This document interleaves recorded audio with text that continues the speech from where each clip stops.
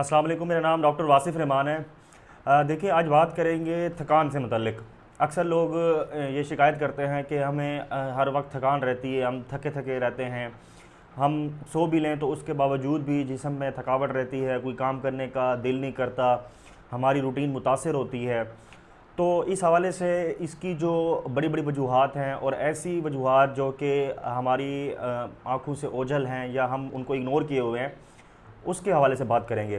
देखिए, वैसे तो थकान एक अलामत है, बीमारी नहीं है। इसके पीछे कई वजूहात हो सकती हैं, लेकिन अगर इसकी बड़ी बड़ी वजूहात की तरफ गौर करें तो उनमें मैं 3 से 4 ऐसी वजूहात बताऊंगा कि अगर आपको उनमें से कोई वजह है और आप बहुत ही बुनियादी टेस्ट करा के उसका पता लगा सकते हैं और इस थकान से छुटकारा पा सकते हैं।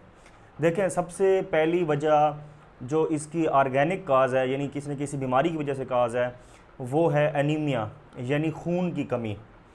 आप ये जानकर हैरान होंगे कि बाज़ औक़ात खून की कमी सिर्फ़ इसी अलामत के साथ हो सकती है।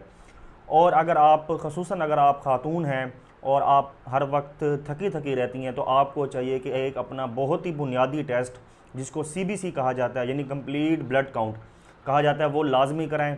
अगर आपके सीबीसी के अंदर एचबी का लेवल कम आता है तो इसका मतलब यह है कि आपको खून की कमी है।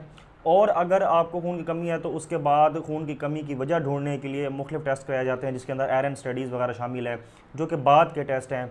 तो उसके ज़रिए आपकी खून की कमी की वजह पता लग सकती है। और हमने अपनी वीडियो में मुकम्मल तौर पर तफसील के साथ ये बताया है कि अगर आपको आयरन की कमी है तो आप उसको कैसे पूरा कर सकते हैं। इसके अलावा थकावट की एक दूसरी बहुत बड़ी वजह हमारे पाकिस्तान में एक ऐसे विटामिन की कमी है जिसके मुतालिक बहुत से लोग आगाह नहीं हैं। और मुख्तलिफ़ आदाद व शुमार और तखमीनों के मुताबिक पाकिस्तान में 80% लोग इस विटामिन की कमी के शिकार हैं। वो विटामिन है विटामिन डी। और ये ऐसा विटामिन है जो कि अगर बचपन में इसकी कमी हो जाए तो ये हड्डियों की ख़तरनाक बीमारियां करा सकता है। इसी तरह अगर बड़ी उम्र में इसकी कमी है तो इससे हड्डियों में दर्द, जोड़ों में दर्द, पट्ठों में दर्द और सारा दिन थकान रहना इन अलामात के साथ भी आ सकता है। तो ये एक ऐसा विटामिन है जिसकी कमी से भी थकावट हो सकती है। थकावट की एक और बड़ी वजह एक ऐसा हार्मोन है जो कि हमारे गले में मौजूद होने वाली गदूद की वजह से हो सकता है।